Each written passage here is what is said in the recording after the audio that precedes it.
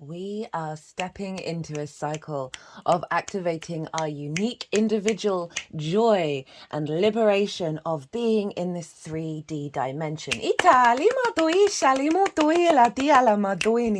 The Taurus new moon is happening on the 7th or 8th of May, depending on where you live, and it's ruled by Venus.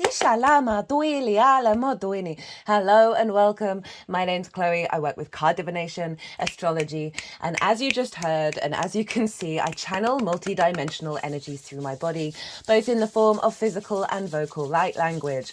All of this is they're helping us bring in healing, attunement, and activation codes with these readings and with the messages that come through.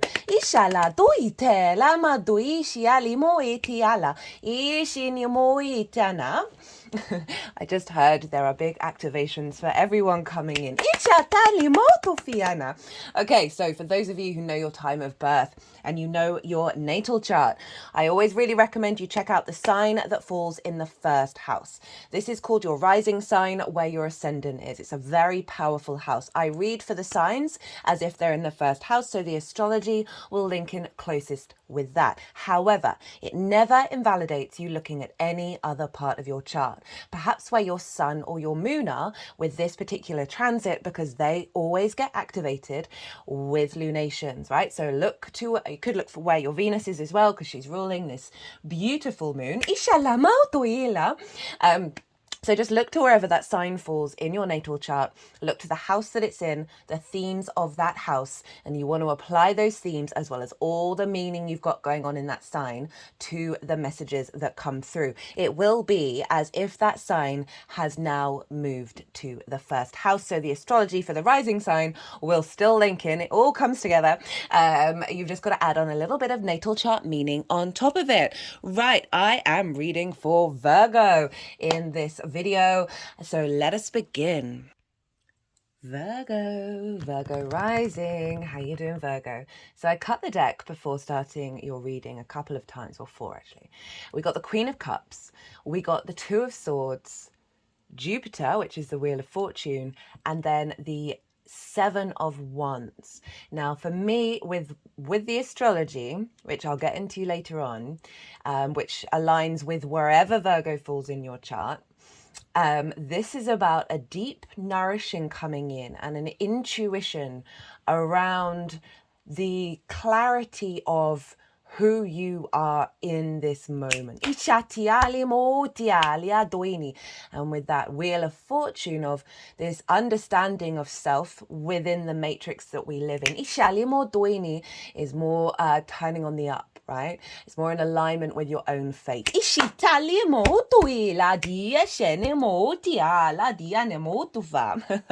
Hello, new viewers. If you didn't quite catch the introduction, I channel multi-dimensional energies through my body, both in the form of physical and vocal light language, lots of other ways as well, but those are the ones that you see and hear now. They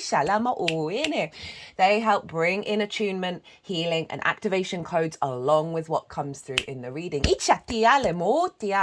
Whether you're consciously aware of what's going on, this is in alignment with source and your higher self. So, those of you who don't have Virgo rising, look to where Virgo falls in your natal chart.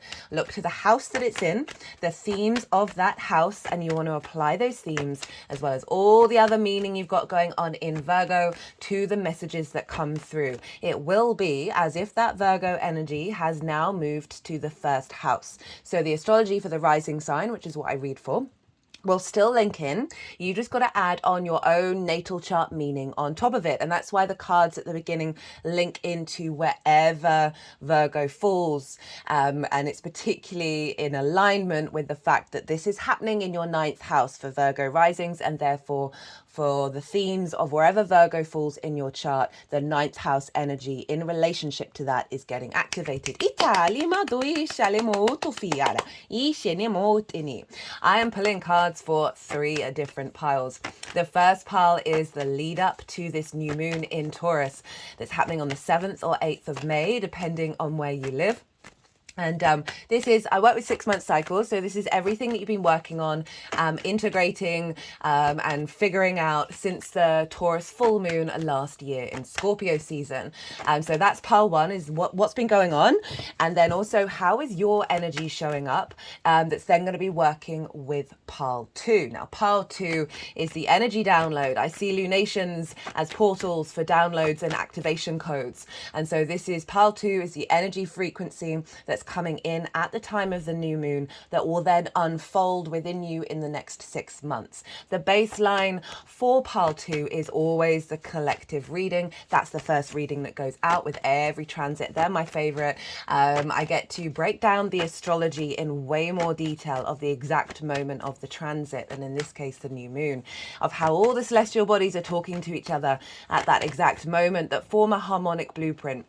Right, they form a narrative, an energetic frequency that you are then working with. I get to expand a lot on what that energetic frequency is, what the feel of it is, and the reason why it's sort of I think it's really useful is because if you understand that energy in more detail, you can then figure out your own way of working with it. Of like sensing and being connected to what that feels like. You can then start to embody it and then bring it into your life. I also pulled a collective tarot reading as well as channeled messages, and I get a bit more esoteric. I talk about experiences and things that you can do. I often lead from my own experiences. I've got Aries in the 9th house, which is very independent, very much about the I am. And so I don't like bringing things to the table if I haven't experienced them myself. And if I haven't seen them work. So the collective reading, 1, gives you a deeper understanding, and 2, provides a space for you to figure out what kind of tools you want to bring in with this. The tarot in pile 2 is how this links into the Virgo area of your chart. Pile 3 is how this is going to manifest moving forward. So those are the piles. Now let's get into the astrology.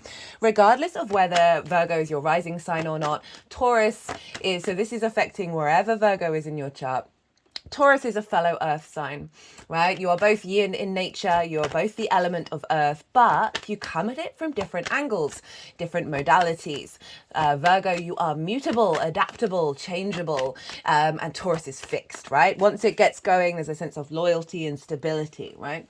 And so these are working together, and this is through the aspect of a trine, which is ruled by Jupiter, the greater benefic. It's a soft, easy, free-flowing energy because you've got that yin in common and you've got that earth in common. So you're not figuring each other out, right? You've got that baseline and then the next level in alignment, but you're doing it from different ways. And so this is where we bring in the elevation of the earth energy.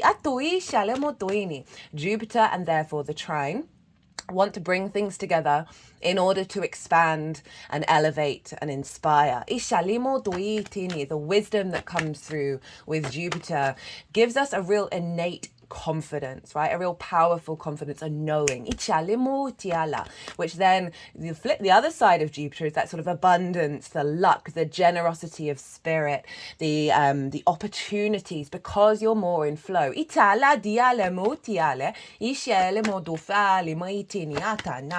we've got this really harmonious aspect happening with this Taurus new moon, no matter where Virgo falls in your chart.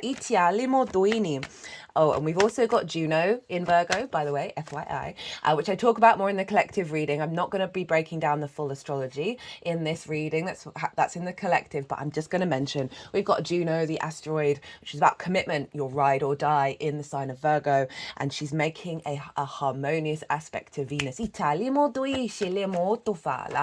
this is definitely a level of commitment within yourself. So, right, that's the sort of general energy. We're dealing with a new moon. And this is a great time to set intentions because the moon is at her darkest, her most yin. She is so receptive. She is observing and cultivating and nurturing and nourishing what's happening with this new moon. And she represents our emotional body, our intuition, whether our needs are being met or not, how do we nourish ourselves and others? And so it's a great time to plant seeds, to set intentions and do manifestation work around the new moon with the conscious vitality and vision, the divine light of the sun. Our animation, all right, our life giver, that is shining all of its light onto that receptive yin moon, into our unconscious. So if you don't know what intentions to set, I always lean into tap into the feeling you'd feel if it came true, whatever it was, right? That sensation of joy, of excitement, exhilaration. Tap into the feeling. And because we're dealing with a Taurus moon, and that is the personal connection to Earth, it's our physical senses, right? What is your body telling you? Also add on a layer of perhaps a tingling all over in your body, right? Not necessarily an emotional connection to it, but the physical sensation. If you know your intentions, add that on top of it. It's still, this energy is coming through. We just amplify it by observing it. But because it's imprinting into the moon, over the next 6 months, your intuitive nature is going to be in flow with this energy anyway. If you're watching this after the event, you're not missing out on it. I feel we can tap into energy retrospectively. So that's energy still going to be around for you to work with. And this will unfold over the next 6 months. So Virgo rising. I already kind of mentioned what's going on with you. It's happening in your 9th house. Ooh, there it is. Your ruler, Mercury, and your sign. Your card, Virgo, the Hermit. Right, so I'm going to start talking about the astrology. While I'm doing that, I'm going to be shuffling. The cards are going to go everywhere. When that's all done, when the deck goes down and the astrology stopped, I'm going to go quiet. The guides that I work with, they're going to move through me. They're going to move the cards around. They're going to do some energy work. They'll put them into the 3 piles. And that is when I'll bring the tarot into the astrology towards the end of the reading. So, Virgo rising. This is happening in your 9th house. This is the house of the gods. This is about your perspectives. Perspective is the key word here. It's about your morals, your ethics, your philosophies, your connection to book, religion, spirituality, nature, science. It's all about the matrices, and there are many matrices. Let's not shame that word. It means a lattice. Of connection. This is about all those matrices that we connect to that are bigger than ourselves, that we know we're a part of. And it's us kind of doing the figuring out of who and what we are in relationship to those things. It's like how you map yourself out. Oh, that's quite, go on then. Yeah, go on. How you map yourself out in relationship to yourself, connected to society, connected to the collective, the earth, the solar system, the universe, God, source, all of those things. And it is all, so it's your perspectives.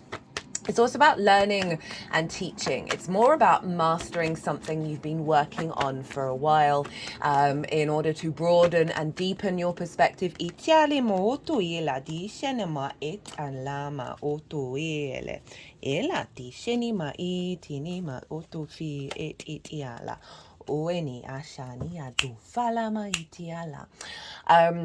there's a real sense of, through the depth and the development of learning to really master something, and that can be in any form. And so a new moon, great time to set intentions around that. And linking back to the original cards that I cut the deck with, right, that Queen of Cups, the deep nourishment of the intuition. For me, the Queen of Cups is about serenity, and she can see really far into the future, and she's not in fear of bringing that serenity into your understanding of who you are in regards to everything else. And often with the 9th, I've talked about this on and off with you Virgos, because Jupiter's here at the moment, that with the 9th we can feel especially with everything that's going on in the world, we can feel quite disconnected. We can feel a level of grief, a level of separation of like, who are we? What are we? What's the point of any of it? So a new moon around here can be a sense of elevating that, right? Of shifting into love. These oracle cards, I always pick them before doing a transit series. The middle row, which is like the essence of this moon. This moon is ruled by Venus. There's a card saying ecstasy on it, a card with Eros, which is love, one about the dove of peace, and another about the earth's heart. You couldn't get more Venus in an earth sign in her own realm if you try. She wants you to feel good in this 3D realm. So that Queen of Cups bringing in a level of peace, regardless of what's going on, because you can perceive where we're headed. And that Two of Swords, a sense of really an inner knowing, an intuition, the inner space of self, right? Of really coming out the other side of that, and being very embodied and empowered by your understanding of self. Your perspectives. That Seven of Wands for me, it's always a difficult card because yes, they're on the higher ground. They have something of value, but they look so unsteady. They look so uncertain. And so there's a real sense of not knowing your own value. Now with the Wheel of Fortune, this is like an elevation of that dynamic, a recalibration with this new moon. That's really in alignment with who you are and where you're headed and what you're doing. And it's very much about the embodiment from your own personal perspective. So new moons with this, right? What else does this house suggest? Well, it's about going and traveling. Going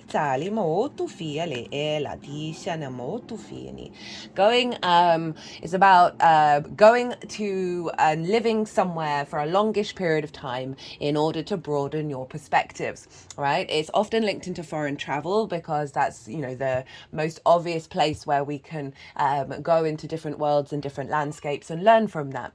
But it also can be, if say you've lived in a city your whole life and you go and live in the countryside, that is a different perspective. Also astral travel and spending more time in different realms. So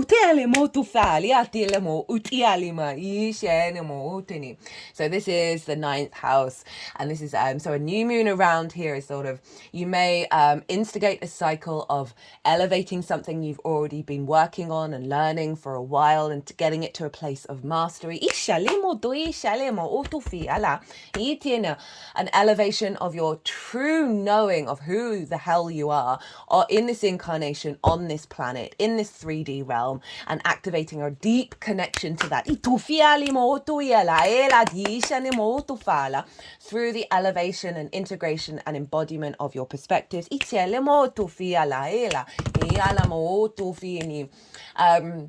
If you're struggling, this can be a great time to set the intention to work through that and help you get back to the earth, right? If you've been disconnected from that, this is a great new moon to set that intention about getting back into nature, back into your body. What is your body telling you? What is the perspective of your body? This also might, for some of you, activate a cycle of going and living somewhere that is unfamiliar to you. Or spending more time in that energy. All of this is trining your Virgo energy. And for Virgo risings, this is over in your first house. Now, the first house is the house of self. It's so powerful. It's about your embodiment through your sun or your moon in your actions and your deeds, right? It all depends if you've got a day or a night chart, which luminary is the one providing the wisdom to your ascendant, which is your navigator of where you're going, of where we're going, right? And your ascendant, that navigator, has its own way of getting there, right? It's the lens in which you move through the world, how you take your actions, your embodiment. It's your body, your sense of self, it's your character, and it's often how other people see you, because they see that embodiment, they see that lens, that ascendant lens of Virgo, rather than your sun or your moon and what might be going on behind the scenes.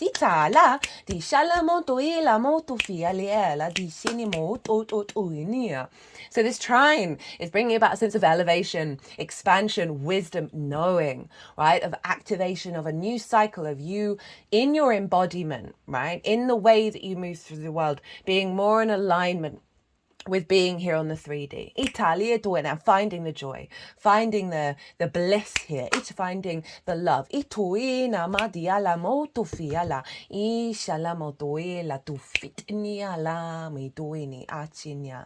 And I can see with that Taurus energy of people seeing you in a very grounded way and a place of comfort. Ishatina motu fiali tiniana, and through your embodiment, whether it's in the way that you work, in the way that you communicate, just by being, you're bringing in a frequency that's helping others connect to that, right?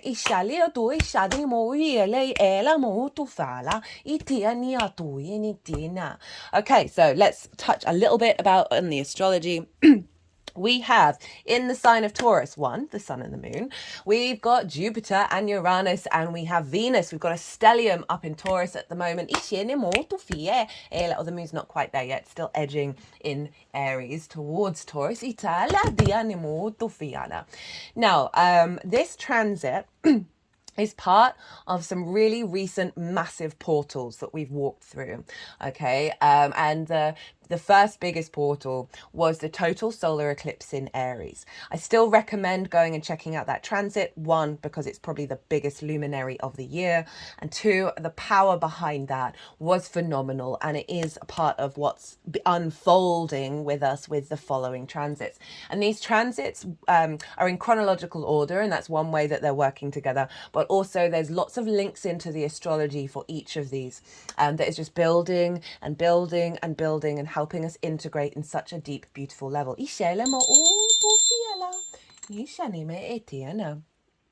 So that Aries eclipse, it was exactly conjunct Chiron, not only by degree, but by minute. Wild, so wild.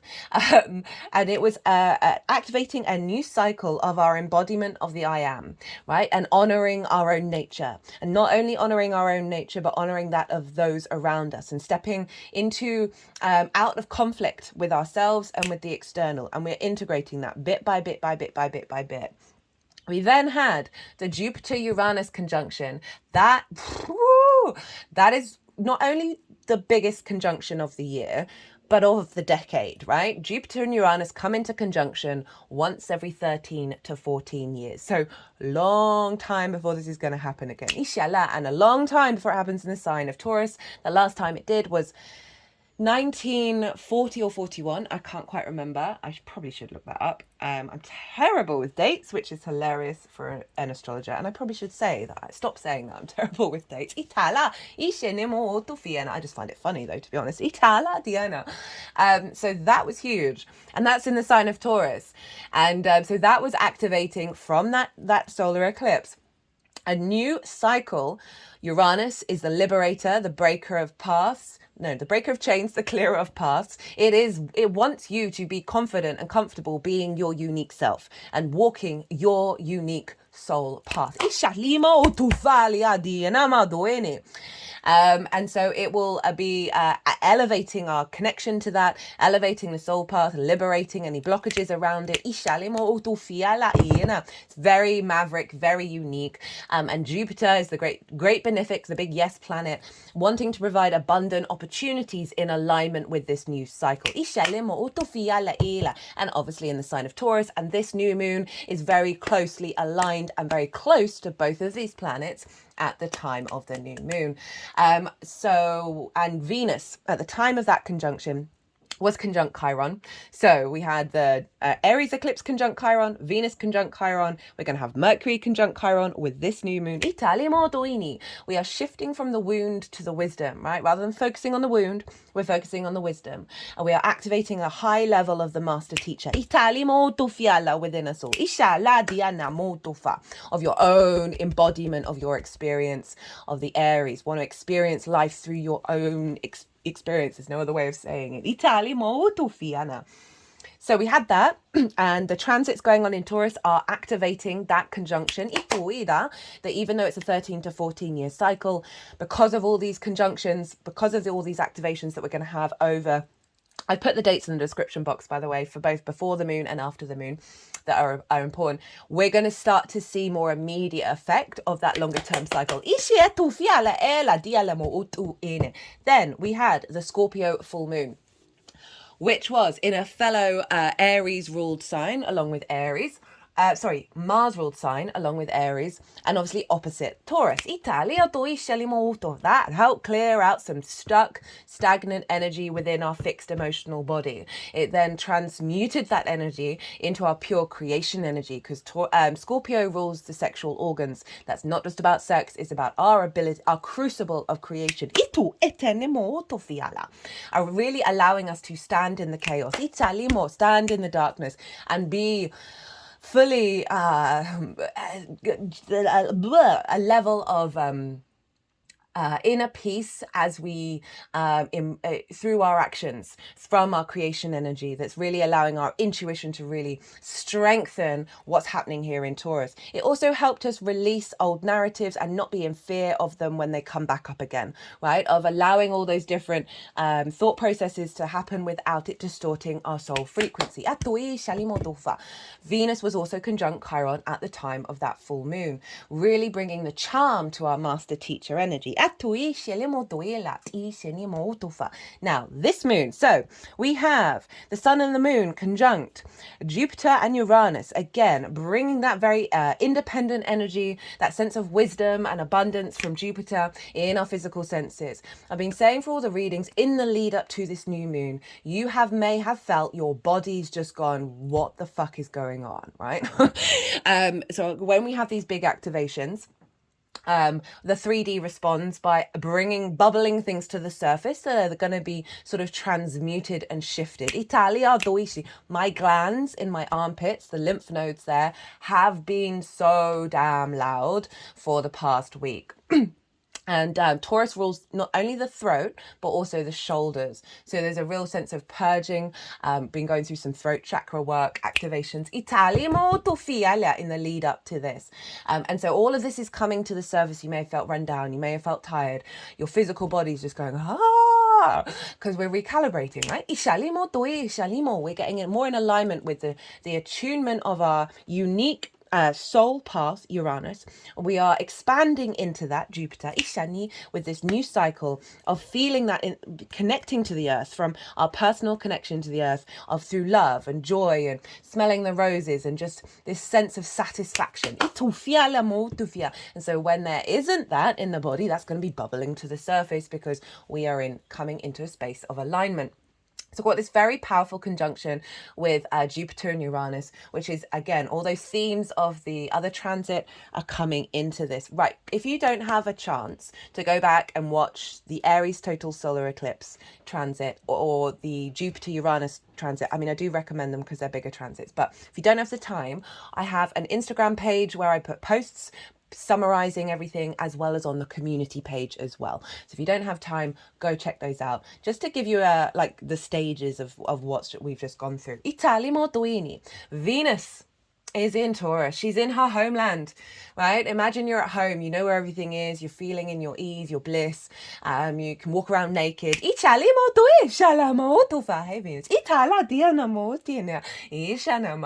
Right? You're at ease, you're in your comfort zone. And she's being such a goddess right now. Just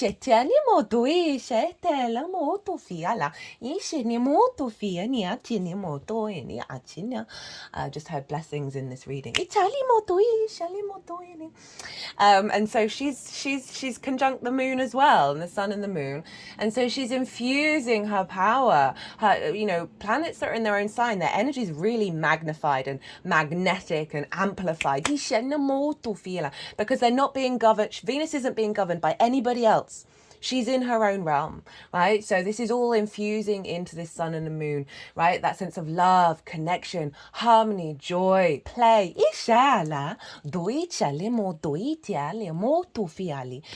Creativity. All of this is being amplified.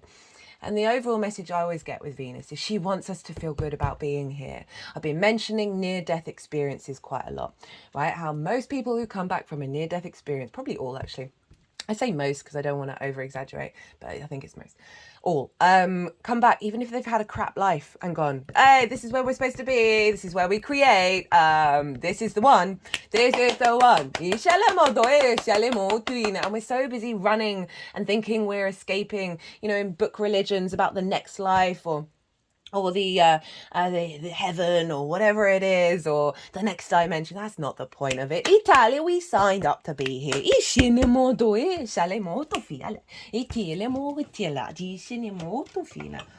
I say that, my ring light just fell onto a very powerful talisman I have on the altar, which is it's half a radio tuning station, right, to can't remember what anime film it is. I think it's a Studio Ghibli, where, yeah, anyway, that it's very similar to what that looks like in that movie. I can't remember that movie. As well as like big earth manifestation, there's some cinnamon on it representing abundance. What was I saying? Venus, right? So she's conjunct this moon. So and not only that, the moon is exalted in Taurus. So we've got real powerful energy here. And Virgo, the sun is exalted in the 9th house. So you've got the moon exalted in Taurus, Venus in her own sign, Jupiter, Uranus. Jupiter and Venus aren't going to be in Taurus for another 12 years together. And the sun is in its favorite house.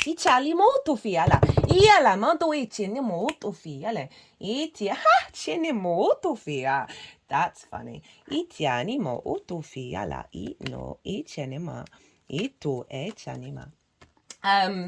So big, beautiful energy showing up here for you.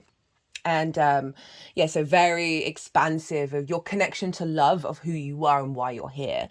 Now, the major aspect that's happening is a sextile with Saturn over in the sign of Pisces. And this is nearly exact by degree. And so this is a very harmonious aspect. The sextile is ruled by Venus. It's another soft, easy, free-flowing energy. So all those themes of Venus, a sense of connection, love, appreciation, value, harmony, creativity, are coming with Saturn over in Pisces, right? They are both yin energy, but they're different elements, different modalities. So this is where the play and the creativity come in, because that root's in common, but you've got lots of different, you're playing around with different energies. Anyway, Saturn over in Pisces. For those of you who haven't caught any of the Saturn in Pisces transits, especially those of you with mutable rising signs, or just strong Virgo placements, because Saturn is opposite you in the sign of Pisces, and that can be a difficult transit. But it's in the sign of Jupiter, which I've talked about loads. All of the transits I've talked about are in their own playlists, so they're really easy to find. Still recommend the first transit for Saturn, because I break down the themes of Saturn in the 7th in way more detail, as well as the third transit, which is the current live one. The second transit was the retrograde, which I loved. Loads of cool stuff came through in the introductions with those ones. Anyway, Saturn in the 7th. This is the house of the other, right? Opposite the house of the self. And this is about your intimate relationships, your one-to-one relationships. This can be business partners, one-to-one clients, people you work with on a one-to-one basis, intimate friends, your ride or die, and long-term committed romantic relationships, as well as your relationship with Source. It's linked into contracts, the 7th house, and this is where we step up to the plate, act within, well, we don't always, but act with integrity, honor the contract that we make with these important energies in our lives. The 7th house I see in various different ways show up. It can be how the other acts to you, right? Things the other does, as well as how what you're drawn to in the other, what the other is drawn to in you, how you understand yourself by reflection of the other, and how what you do for the other. I honestly, I know it sounds counterintuitive, but that's how I see it show up constantly. There's lots of different threads with that house. Saturn, now, can be a difficult planet, but I'm going to touch on the main message that I've got with this. Is Saturn is about maturity, and there's a level of maturity of our understanding of our physical body. Oh, that reminds me. And our connection to love. Our connection to love in the 3D realm.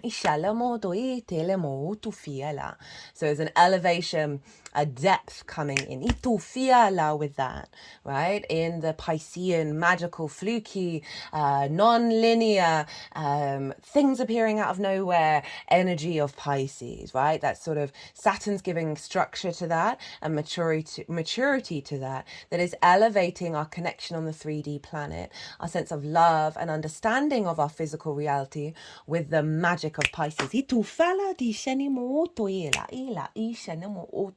And what I meant to say about the drain of our physical body, another collective message was our physical senses respond to our external world based on trauma responses, past cycles, all of those things before we even consciously clock it.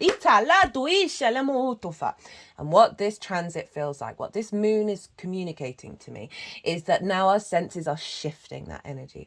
And now it's our senses, our physical body is going to be leading us towards those Venusian, Jupiterian, Uranian qualities. Of abundance, love, and liberation.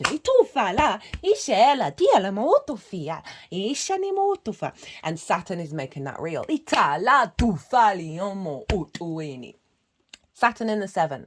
So all of those themes that I said about the 7th, all of those possible energies that show up in your life, whether that's a long-term romantic committed relationship or source or whatever it is, Saturn is bringing in a level of maturity around this house that is getting you in attunement with the truth of your own self and your perspectives of the world. I talked about this a fair amount with you, Virgo risings, because we've had a lot of links back and forth between, it was Jupiter and Saturn before, and now we have the moon and Saturn sextiling one another, of people the other no longer distorting your perspectives in a way that diminishes your soul's frequency. And this can be seeing you being at peace with people not resonating with your perspectives. Like, we're not here to change people's minds, we're just here to share information. It's up to them what they want to do, but no longer getting distorted and falling back into a sense of, sorry, Virgo, I just have to pause for a second. I thought someone was at the front door. So again, not getting distorted, but also elevating a level of maturity of your resonance on a one-to-one basis. Coming from, like, you can see soul family come in, where there is a sense of connection, where there is a sense of a bringing together of perspectives. Don't have to always be the same, but a sense of that harmony, of that sextile, a sense of creativity and playing with different perspectives. Also see a stronger boost coming in from source that is activating a level of self-mastery on this planet. And again, it's about also teaching as well, the 9th house of your embodiment, whether it is however you share your understandings of the world, right? That can come up in many different ways, in many different professions, or just simply just by being, that there's a stronger level of authority that's being seen by the other in regards to your understandings. Like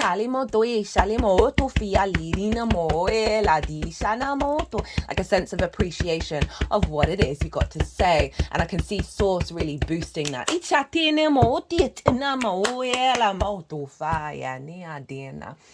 Stronger, deeper connection in a romantic sense. Activating a new cycle around it, where there is a level of alignment. Okay, so this is, oh no, it's not too long so far. I feel like it's time's a bit weird right now. So that's what's going on with the moon and what's aspecting the moon. There are other aspects which I talk about in the collective reading, so go check that one out. But I'm now going to move on to the rulership energy. Whatever is going on with the ruler of a sign is impacting the sign that it rules. Now, we've talked about this already. Venus it rules Taurus. So Venus is impacting this moon not only by aspect energy of the conjunction, but also by rulership. So we're doubling down on that Venusian energy. And the aspects that are happening to Venus are going to be influencing this moon as well by the energy transfer. Now she's squaring Pluto, Italima, who went retrograde on the 2nd of May. I've also done an Instagram post about that as well, so if you want to go check that out. Now, Pluto in Aquarius is in your 6th house of this is the adult in the room. It's your work, how you work, physical health and routines. It's also co-workers and pets. Pluto is recalibrating to your universal frequency, right, of that Aquarian energy. And it's going to be bringing up and transforming and magnetizing you back into that. And that can see it can see difficulties show up because, again, things have to get dispersed in the 3D when they're being activated from a different dimension. So it's all in alignment. But it's going retrograde. So everything that you've been working on or that's come up since January, there's an inner recalibration here. And with the square to Venus. Now, squares can bring about conflict. They're ruled by Mars. And so be aware that is a possibility with this new moon. I'm not getting that particularly strongly. And if these things do come up, again, it's same with that Scorpio moon. I feel like we've integrated some tools that just mean that we're no longer really getting shaken up by that. Right, that conflict, drama and frustration between you recalibrating perhaps like your perspectives into the way that you work. Now that's creating friction. The flip side to the square, Mars, for me, not just the god of war, is the builder and the farmer, right? Our motivation, our drive, our action. Without friction, linear 3D time and space would not exist, right? So we need that friction in order to create. And a square is big, building, manifesting energy in the 3D. So this square at the beginning of this new moon, this new cycle, it's got very abundant, very positive, very big, let's fall in love with existing again energy. With this square with Pluto is the power of Venus, the power of love and the transformative energy that has that is bringing you back into your inherent magnetism. So this is going to be a real strengthening of your capacity to bring what's being activated up in the 9th, an elevation of your perspectives, an elevation of that into the way that you work. Getting in your body, right? Looking after your physical health, an acceleration of your capacity to bring those routines into line. Now, in combination with the Saturn energy, and we think about how, the 7th isn't just about romance, business partners, clients. So because we've got the work house of the 6th being activated of how you work, I can see this is an activating of a cycle of the power of your magnetism, of the way that you work, and into your perspectives. And those perspectives really being embodied. That this could see an elevation of how you are seen in a work environment on a one-to-one basis. So that is the majority of the astrology that I'm going to talk about. But there's one aspect that's going on that isn't making any aspect to this moon or to Venus. Is Mercury and Chiron are exactly conjunct each other by degree on this new moon. Taurus rules the throat, our throat chakra. Obviously, Mercury is very much linked into how we collect information, what we're drawn to, how we how we communicate.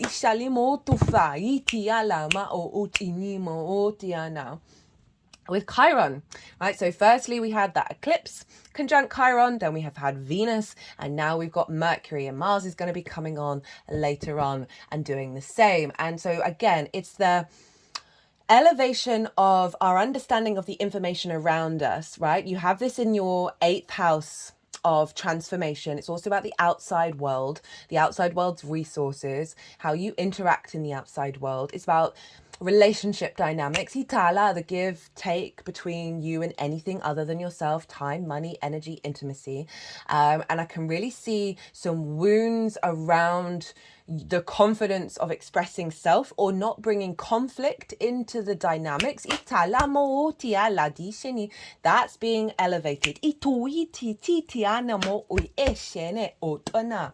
Of really being able to understand what the outside world and your interaction with it is trying to teach you. I also really see, because the 8th house is a very magical house, this is the relationship dynamics, right? So whereas the frequency of source shows up in the 7th, the dynamic with you and source show up in the 8th. So Edgar Cayce had a very famous psychic, had a stellium in the 8th house. So he was able to utilize the resources not only of the 3D realms, but of the multi-dimensional realms. And so with Chiron and Mercury, of you being able to get messages, right? You being in alignment and that being elevated. Perhaps it's activating a cycle of, through your perspectives, you are doing clearing out deep wounds for the collective. Through your teachings. However, whatever landscape that communication comes through, because it's not just talking. As well as a deeper connection with your relationship with source that's elevated, where you're really going from a state of apprenticeship into mastery. Right, how are we doing? Oh, okay. Right. I could talk about this for hours, but I'm not going to. So let me sort my lights out. I'm going to pause and sort the lights out. Sorry about that, Virgo. I have a very makeshift get set up. Right, I am going to go consciously quiet. Before I do that, just want to say, look to where your sun and your moon are in your natal chart. Look to the houses that they're in and the themes of those houses, because those themes are likely to show up over the next 6 months in relationship to this moon, because they always get activated with every lunation. So we're constantly in cycle upon cycle upon cycle of a vast tapestry. And also, if you're doing any intention work or manifestation work, you might want to do what's right for your intuition. You might want to bring in those themes into that. Also where Cancer and Leo are in your chart as well, because the sun and the moon rule them. Right, I'm going to go consciously quiet. I'm going to soften my mind, and the energies that I work with, they're going to move through me. They're going to move all these cards around. And we'll finally get to the tarot. They're going to move all these cards around. I find it funny we've got the 5 of Swords out the bottom of the deck with the Ace of Cups at the front. They're going to do some energy work, some channeling, and then they'll put them into the 3 piles. And that's when I'm going to break down. I'm going to bring in the tarot into the astrology. I'm going to soften my mind. I call you to do the same. You just had loads of information. Let that all settle and see what, don't try and overthink it. Let it blend into your unconscious, and then see what your intuition pops up with you while we are doing this bit of channeling.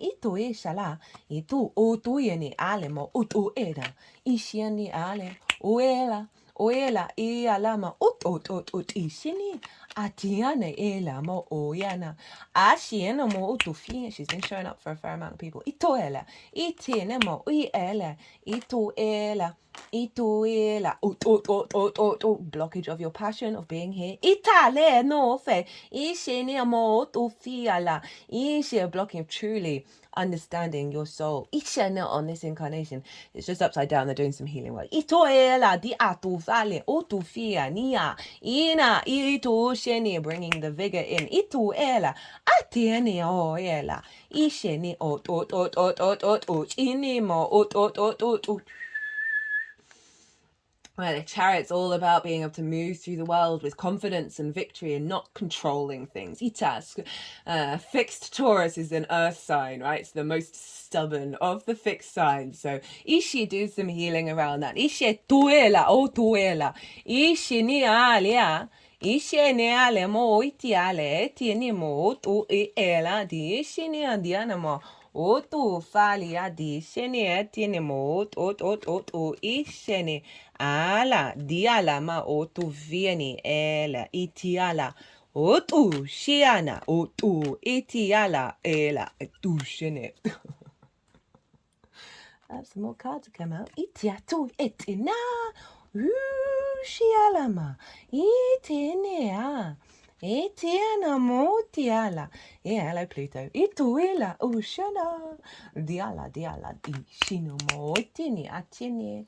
Etini motiana ma ela. Otuini. Ashinimo oela. Itiana. They look like they want all the cards for you, my love, my Virgos. Ituini ala. I did think there was a bit less cards than there are for most people. Ishinamoela. Ituele. Iti ali ma etiane. Itia otu etini. Etiane ma otuele. Etiene ma itiala. Otuele. Ishini ali mo otuala. Ishini atiala. Itiala. Itiala otot shini atini ala ma otu file ijaniala otuela dishana toela di ti ati shani atuele etu etini alia diala di achunu fachenia iala tishini iti atu atiale ma o tiala ma tuene ala tishana ma tuene dishala ma tuana iana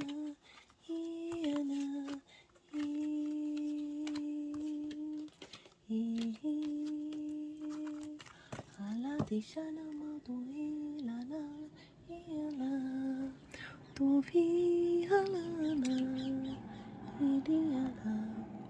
Right, Virgo. Oh, I don't. They wanted to sing for you. I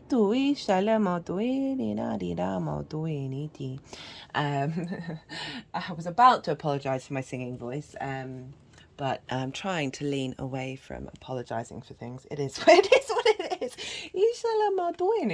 Okay, so what has been going on with the Virgo energy in the lead up to this Taurus new moon, from that full moon in Taurus that we had in Scorpio season? What have you been integrating, and then how is your energy showing up to work with Pile 2?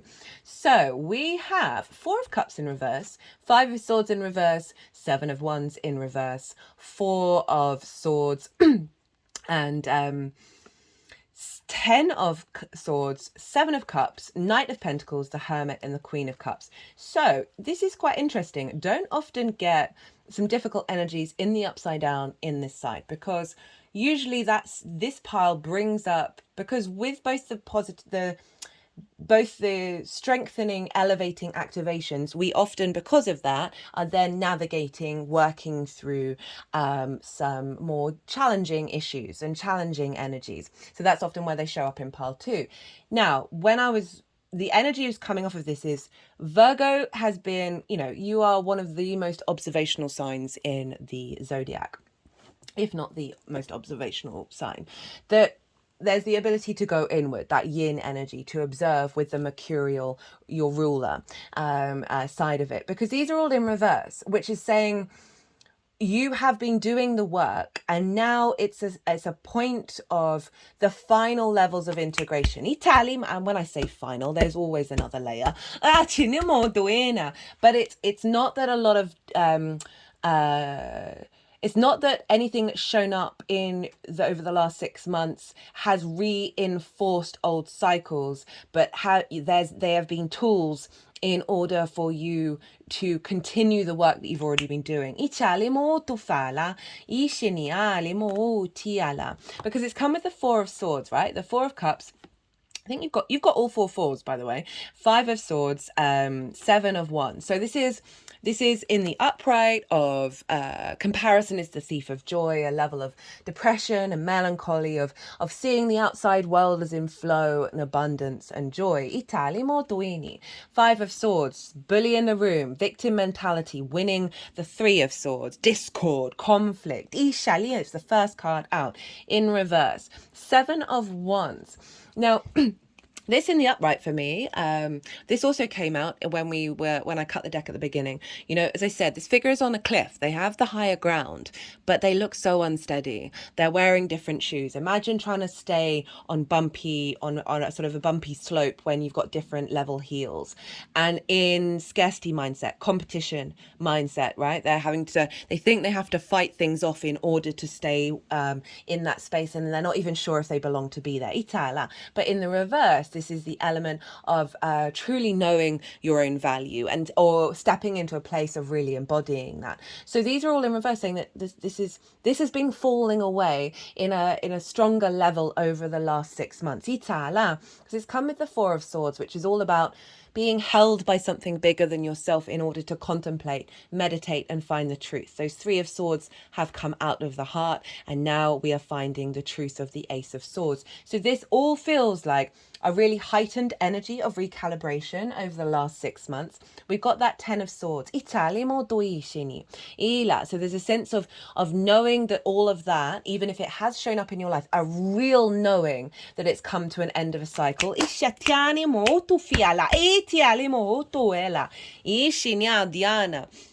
Right, that an acknowledgement that what this feels like is that there may have been periods over the last 6 months where you have felt immobilized because your body's been doing some deep healing. And the immobilization that's come up, I'm just not getting that old versions of immobilization may have come up, but it's not stopped you from being and doing you. It's like it's like you've been walking around like this, and you know that they're there, but they haven't stopped you. Now the biggest thing is on the journey that we're on is the acknowledgement that nothing ever disappears, right? We can shift our perspective around energies, but they are often still within us. And it's making peace with that.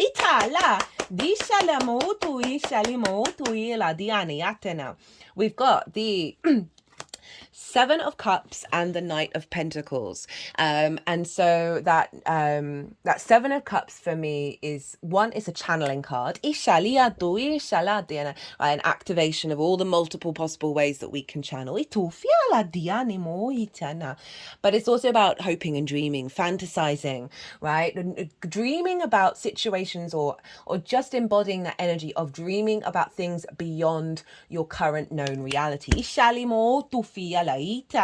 So this all feels like this is what you've been working on. You've been activating that level of knowing that there are things bubbling in behind the scenes in the smoke, and that smoke is going to clear. You have a knowing, Jupiter's in that sign, of your understanding on this planet, those perspectives. You can sense them, your spidey senses, your physical bodies is gearing up to be able to embody it. We got that Knight of Pentacles. Love the Knight of Pentacles. Right, this has oak leaves in its helmet and on the horse's bridle. I think bridle's the right word. And oak leaves represents strength and wisdom, and this is about taking your time to integrate, right? And that's what I've been feeling. It's like this has been an integration process. You know, the field is now clear for these new seeds to be planted, this new sense of peace within yourself.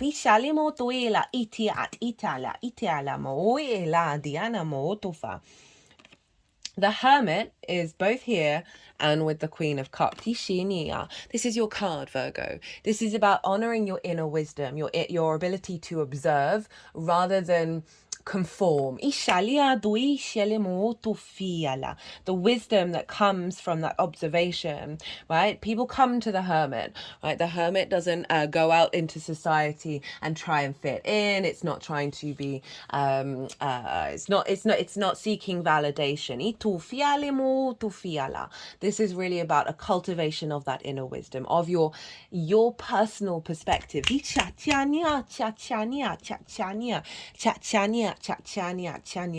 because the hermit's shown up, it could have been that there's been an element of isolation during this period. But all of that is being preparing you. And so your energy working with this new moon is that Queen of Cups, who was the first card when I cut the deck that showed up. And as you see, for me, this card is about serenity. She can see so far. There is no cloud in the sky. There's no wave on the ocean. But she can see into the future, and she's not scared. She's not worried. She is so at peace with what is happening, both in the moment and the future and the past, that her foot is turning into the ocean. She is becoming one with the elements. Very intuitive, very nurturing of your emotional body, your needs, and your intuition. Queens have been showing up for nearly every sign of how we're then working with this energy, because they nurture, they observe, right? Very yin energy. They strategize, they bring depth, they bring nuance, they're able to cultivate. It's not necessarily about immediate action, but it's your energy is holding space for what's unfolding. But there's this element of your understanding of self, your perspectives, with this level of serenity of how and your intuition around your ability to transmute this wisdom. If we think about this in regards to the astrology of your 8th house, where Chiron and Mercury are, of being able to, very intuitive, very psychic energy, the Queen of Cups, of picking up more messages from source, that help both yourself and the collective, as well as Pluto, of your embodiment of that in the way that you work, being able to really nurture your needs and your intuition around how that you work, of bringing in this earth energy, and again that Saturn energy of elevating a level of maturity around relationships, right? Around source, around clients, around your romantic partner, of really being, because of Saturn being at that level of maturity and authority, I love the Queen of Cups showing up as saying, we're softening that. We're making it very accessible and bringing that level of serenity in. Now, the energy of this moon, the download that you're going to be receiving around the new moon that will then unfold over the next 6 months. We've got the 9 of Swords, the 10 of Wands in reverse, both of them in reverse. The Magician, which is Mercury, your one of your rulers, Virgo. Judgment, which is Pluto. 9 of Pentacles, this is Venus in Virgo. The Ace of Wands, the 8 of Wands, which is Mercury in Sagittarius. The Knight of Cups, the Page of Cups, the Ace of Cups. Now, for me, this was like, liberation of speaking through love, perspectives of love, with all of this at the end. 9 of Swords in reverse, 10 of Wands in reverse. So the 9 of Swords upright is about anxiety, fear, right? Worrying about the past, freaking out about the future, lots of things going on, cannot think straight, cortisol, adrenaline, sleepless nights, fear mindset, right? Cannot even spend a moment to smell the roses, which is what Taurus asks us to do. Amongst other things. This is being released. I said earlier about with everything that's going on in the world, this is how we can feel about the 9th house, about our connection to it. That's in reverse. Also, anxieties about any remaining residual anxieties about So this can be social anxiety of when you share those perspectives, right? When you, about how they're received. Did you say the right thing? Are you walking your talk? Are you anxious about some of the actions that you've taken? Because with the ninth, we really want to walk our talk rather than just be up in our minds all the time. So that's in reverse. The 10 of Wands, again, another card that can show up at the moment with the ninth. Of right, just feeling the heaviness of the of the many matrices, right? This figure, there's nothing wrong with having lots of ideas, lots of things to do, but it's our perspective around it. And this can be releasing a perspective around feeling like Atlas, right? Didn't I think I mentioned that before, of like you've got the weight of the world on your shoulders, because you're hunched over, you can't even enjoy the day. This is a change of perspective. This is a real release of that burden of the 3D existence, the fear of the 3D existence. And your perspectives around that. Okay, they're drawing up to the Queen of Swords. So she's showing up with the Devil in reverse. Now, for me, this is about a release, right? The Devil was distorted. It used to be Pan. It used to be the masculine, pagan earth fertility energy, right? Horns were very a sign of creation. But this in reverse with the Queen of Swords feels like, and I usually read that, the positivity of the Devil card. It's Capricorn, it's also your 5th house of your creation energy, right? Of how you find pleasure and joy. Any blocks and limits around that, any blocks of addictions, of restrictions on the 3D that have been blocking you. That's being cleared with the Queen of Swords, who's, I feel like, is helping with this and cultivate what's happening here, because she's helping realign a perspective, having gone through some difficult times. There's a bird above her head on her crown chakra, where we're bringing that crown chakra energy in. We are cultivating this new understanding of your sense of who you are in the 3D. Magician, judgment, and elevation. You are magic. This is the perspective. You are no longer in a fear, scarcity mindset. There's a real sense of knowing you have the resources around you. That's a perspective that's coming in order to create magic on this planet. Think of Saturn in Pisces, very fluky, very synchronistic, very magical. Your boost from source. As well as what's going on with Mercury over in the 8th house of your receptivity with the resources, because that can be resources with not just the 5D, but the 3D. And I say 5D, I mean dimensions other than the third, the material plane. But also the material plane, where you're seeing, because of this shift in your perspective, this is now bringing in new resources for you to manifest. Because it's come with judgment, and this is Pluto in the way that you work, right? In the 6th house. This elevation, this ascension of that. And the magician is also the performer of how you're seeing of an elevation of the way that you work from this heightened perspective, that is bringing in more possibility. There's really a higher perspective coming in. Also, Pluto rules the dead, so ancestors, soul lineage, blood lineage, any wounds around that shifting. Into wisdom. A releasing of a lot of old cycles where they haven't felt good in the 3D realm. Perhaps because, the beast of burden of being a workhorse. That 10 of Wands. 9 of Pentacles, right? Big boss energy. So this figure knows what they need to do in order to bring abundance into their life, right? They make the right decisions. They bring in fertility. They bring in abundance. They bring in the harvest, represented by the grapes. She's wearing a very ornate robe. So there's a sense of the material, the material realm, because of Pentacles, that this can be, this elevation of your perspective is about creating and bringing abundance into the 3D, that this is activating a cycle of you having the understanding of what it is that you need to do in order to bring that in.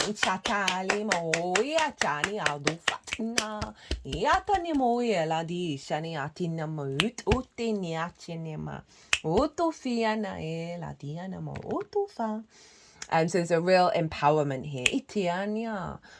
And this figure also knows when to say no, right? And knows isn't getting distorted by the external that may impact the plan. And I say plan, right? It doesn't have to be like a meticulous plan, right? So we're going with the flow here, but this sense of knowing within you, right? You are activating a cycle of manifesting this and cultivating this. Ace of Wands, the vigor, the vitality, the animation, the transformation, the passions. Italia doisine. I really feel like this is like relight your fire of you being here on the 3D realm. And having the energy to implement and walk your talk. Eight of Wands, alignment. Alignment. Right, where things are now feeling in their flow. You're more connected to your your soul's desires to how to truly experience this 3D realm, right? The wisdom of your soul, of understanding the power of the 3D realm. And that is you, by the way, when I say soul. That's in alignment. To allowing you to perceive the world through love. Couldn't get any louder than the Knight of Cups, Page of Cups, Ace of Cups. So the Knight of Cups embodies that cup, that intuition, right?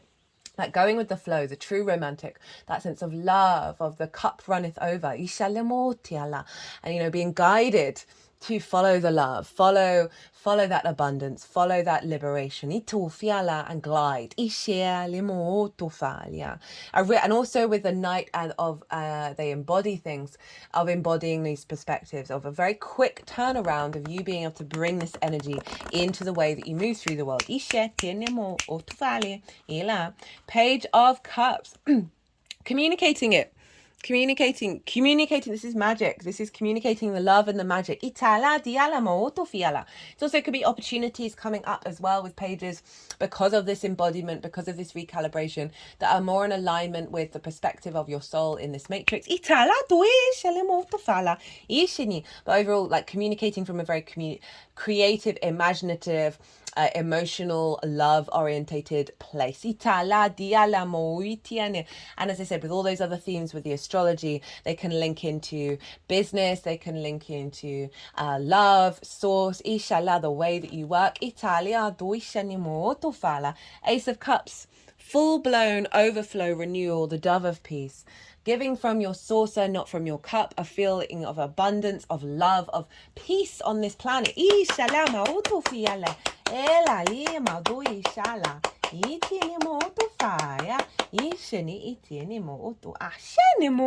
Queen of Pentacles at the bottom underneath the Devil. Love that. A deep, nourishing energy. Okay, otherwise we'll do all the cards. So how this energy is I think you might be the longest one yet so far, Virgo.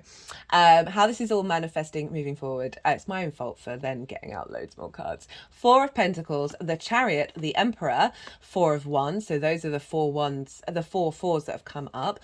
Six of Wands, 10 of Cups. Four of Pentacles, right? This is my card of internal energy being protected in order for you to manifest from the truth of your frequency. Itala in the 3D world. A real sense of safety and security, and seeing a manifestation of that inner energy, of those perspectives out in the world. You're building. This figure has a crown. There's an element of sovereignty. I very rarely read it in the traditional way. The Chariot. Right, this is about guide you. This figure understands that all experiences it's ever had have been tools and resources in order to understand the nuance and the complexity of the world around it. Right, they are support rather than hindrance. This figure is moving through the world with a sense of victory. It is not controlling where it's going, right? You see, there are no reins. It's holding the magician's wand, and it's being guided by the two sphinxes that are the yin and the yang. There's a sense of balance here. We have the lover's image of the lingam and the yoni and the wings, representing the ability to intuitively, this is Cancer, on your own personal experience, make the right decisions when you hit crossroads. But overall, there's a sense of your embodiment of all your experiences in this lifetime, the past lifetime, being fully embodied in the way that you then move through the world, right? Some of you, this might be traveling to a different land, moving, the other side of the ninth house. But overall, it's you going out and about in the world based on the understandings, your perspectives, and feeling a real sense of victory and confidence.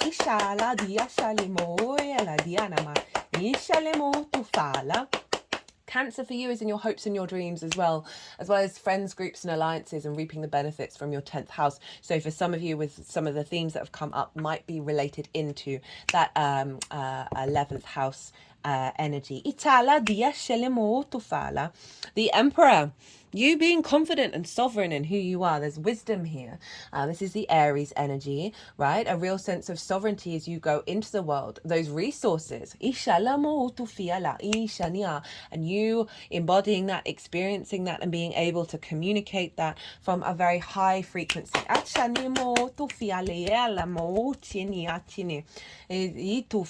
The Four of Wands, the Six of Wands. These are very similar energies. They've come up in a pair before in this transit. Four of Wands is acknowledged. This is about the harvest for me, and the harvest takes a while to get going, but you have that big harvest that comes in having put in the daily work, right? And if you think about Pluto over in your 6th house of work, that this is a sense of celebration. It's a milestone. For some of you, this might be linked around an elevation of commitment, and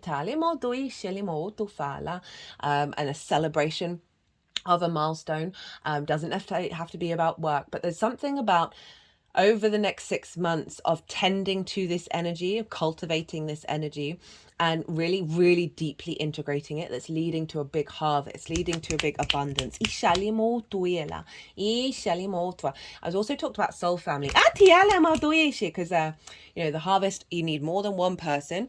And there's a group of people here of all working together and all celebrating together. We have the Six of Wands. This is about victory. We've got 2 victory cards in the final pile. We've got the laurel wreath of victory. And this figure has gone out and done a thing, right? And they've come back and they're being celebrated. There's about to be a big banquet. Everyone's really appreciative of what they do. There's an element of recognition. I said earlier about not being bothered about whether people respond to your perspectives or whether they are heard. There's a sense of having shaken that off and not needed that to be a validation of yourself has led to a bringing together of energy, which then leads to recognition. This also can be about the multidimensional sphere, not necessarily on the 3D. Of a real feeling of integration and celebration of how you're embodying yourself on the planet. These perspectives, this elevation of these perspectives. Where you're just feeling quite confident about how you then implement them in the way that you embody that, right? How you walk your talk. 10 of Cups, what a great card for the 9th house. Far cry from that 10, you've got the 10 of Wands and the 10 of Swords as well. The only one we didn't get was the 10 of Pentacles. Now, this is about the external recreation of your internal alignment. So when we align ourselves, see here is a rainbow. I link this into the chakra body. It's when light refracts itself, and they all have a different color in our body. That when our inner chakras are in alignment, that our environment then responds to that. They were just doing some work around the body. And then we see the rainbows. And then we see that internal alignment externalized. Because there's a happy family. And it's just a representation of that inner contentment, that inner emotional alignment, of your perspectives, your understanding of yourself in the world, seeing it then represented out in the 3D plane. That is a reflection of your own internal alignment. Woo, what a spread. Right, I'm going to get a couple of qualifiers. Energy, flow. Blockages. Just a gland around my thigh just went woof. We've got death. It shatters. And again, itu ela tishenimo tot elama ishini agachenimo tot. And that hasn't been the glands that's been playing up with this moon. Itialemo to fiala. It's sort of around the root and the sacral chakra. Death, change, suspension of consciousness, new life. They're just putting the card around that gland. Reborn. Remember, we just had that Scorpio moon. Speaking of the moon, Pisces showing up. Phases, mystery, instinct, discovery. Right? Your instinct really heightened here. Really in alignment. That is with that nine of pentacles, that your intuition is going to be guiding you in a really powerful way. Environment, because of this shift in perspective, this elevation, it is aligning your environment. Shut up. Teaching and learning, aligning your environment with this new activation. That's the 9th house energy. So as I said, this can be coming through in any way that you work, in any way that you share yourself, as well as just because you're embodying it yourself. That frequency of it being accessible to anyone around you and the collective is being accessed. Those of you who do share do teach. Those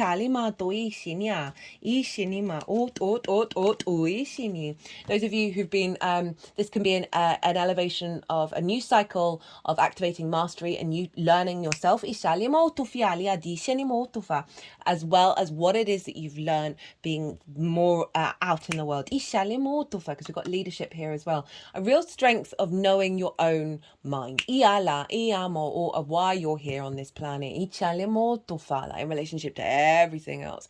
We can have a whole room full of leaders and they can still all work together. It's not about domination, but an honoring of the strength within yourself. Oh, love at the bottom of the deck. What's at the bottom?